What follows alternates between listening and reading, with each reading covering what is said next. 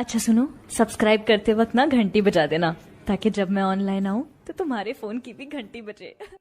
बहुत से ऐसे पुरुष होते हैं जो सेक्स क्रिया के समय में स्ट्रोक लगाने के समय काम वासना के कारण जल्दी उत्तेजित हो जाते हैं तथा जननेंद्रिय को नियंत्रण में न रखने के अभाव में योनि में लिंग को डालकर तुरंत ही घर्षण प्रारंभ कर देते हैं और जल्दी स्ट्रोक लगाना शुरू कर देते हैं। इस स्थिति में वे उत्तेजना के कारण अपने आप पर काबू नहीं रख पाते और 3-4 स्ट्रोक लगाने के बाद ही स्खलित हो जाते हैं। इसलिए कहा जा सकता है कि लिंग को योनि में प्रवेश करने के तुरंत बाद ही स्ट्रोक लगाना शुरू नहीं करना चाहिए। सेक्स क्रिया में जब लिंग को योनि में प्रवेश कराते हैं तो लगभग 10 से 15 सेकंड तक स्ट्रोक नहीं लगाना चाहिए, बल्कि लिंग को योनि में चुपचाप पड़े रहने देना चाहिए और जब उत्तेजना का वेग कम पड़ जाए तब धीरे धीरे घर्षण शुरू करना चाहिए। उत्तेजना यदि अधिक बढ़ने लगे तो स्ट्रोक लगाना बंद करके लिंग को योनि से बाहर निकाल लेना चाहिए। इसके बाद 5 से 10 सेकंड आराम करना चाहिए। आराम करने के बाद फिर से स्ट्रोक लगा कर धीरे धीरे घर्षण शुरू कर देना चाहिए।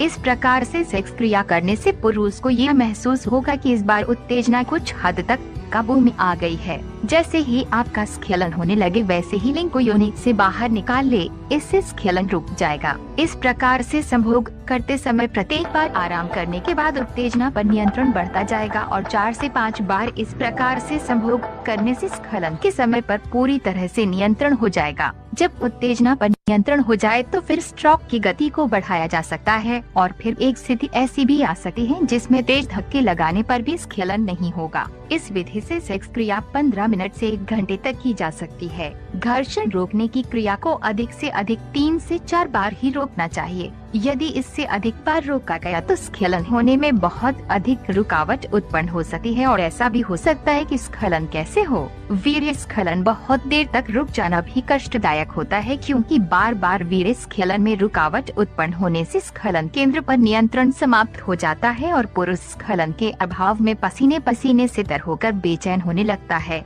ऐसा होने से पुरुष को वह सेक्स का सुख भी नहीं मिल पाता जो कि उसे मिलना चाहिए। इस स्थिति में ऐसा भी हो सकता है कि पत्नी पहले ही स्खलित चरम बिंदु हो जाए। घर्षण करने पर पत्नी को बहुत अधिक कष्ट होता है और खुद भी स्खलित न होने के कारण मानसिक तनाव तथा शारीरिक कष्ट होता है। इसलिए इस विधि का प्रयोग सावधानी